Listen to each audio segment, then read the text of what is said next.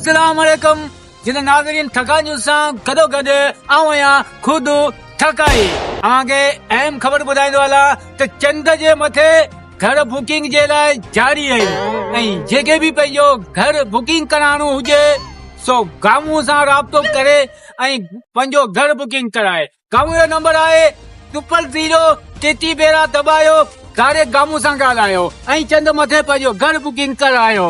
ये नाज़रीन हिते जे अचो त बीठल माण्हुनि खां पुछूं त उन्हनि जो छा चवणु आहे घर बुकिंग कराइण जे बारे में हिननि खां पुछूं त उहे छा था चवणु चाहिनि। अचो।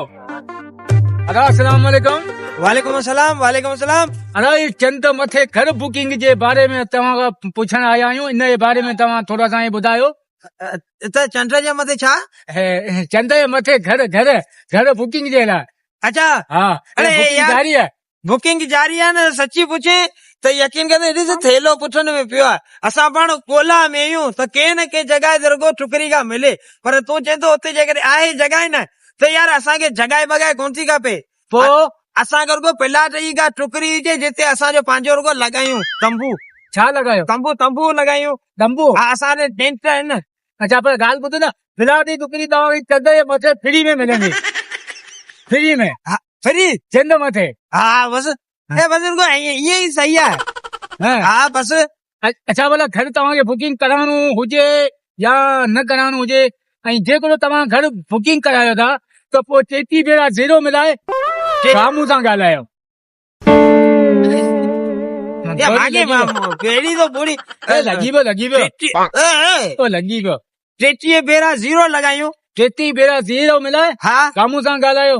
जे गामू जो नंबर न लॻे हाँ त पोइ हिकु हाँ वरी 4 4 4 4 वरी 7 9 चक्कर हाँ ऐं वरी 13 13 चक्कर मिलाए हाँ माशूक शर सां ॻाल्हायो। के वञ इंचार्ज आहे न। हा ए इंचार्ज आहिनि। असांखे ॿियो कुझु बि नथो खपे।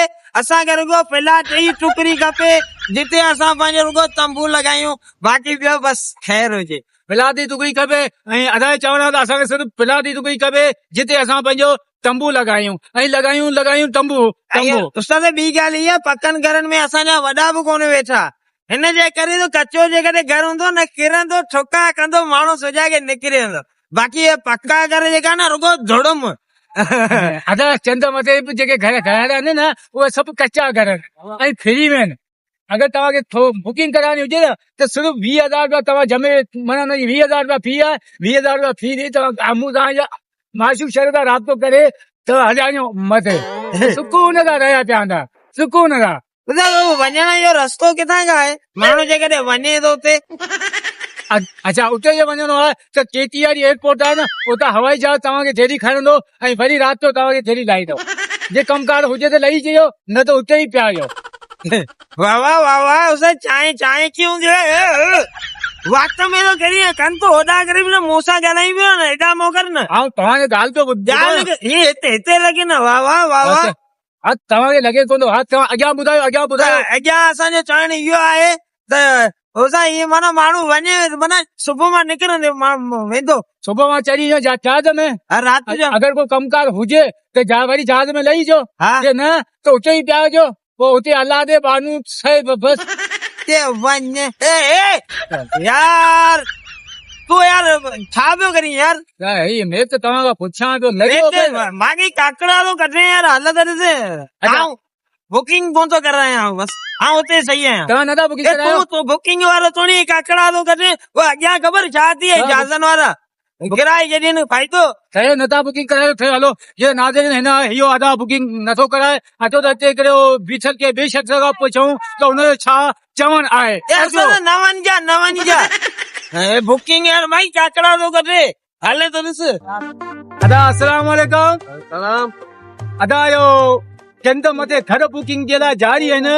अच्छा इन जे बारे में थोरो तव्हां ॿुधायो, तव्हांखे घर खपे या न? अरे वाह, चंड जे मथां घर मिलंदे सॼी दुनिया कन करे वेठी जे। इहा आवाम चंड मथे हुजे, माण्हू हींअर 7 ते 8 ते पिया आहिनि, इहे घर था मिलनि। छो चंड मथे घर माण्हू कोथो वही सघे? अरे दुनिया चंड ते पइजी वई आहे, उते माण्हू आबादियूं करे वेठा आहिनि, ज़मीनूं करे वेठा आहिनि, अलाए छा छा करे वेठा आहिनि। चंड ते घर नथा मिली सघनि छा?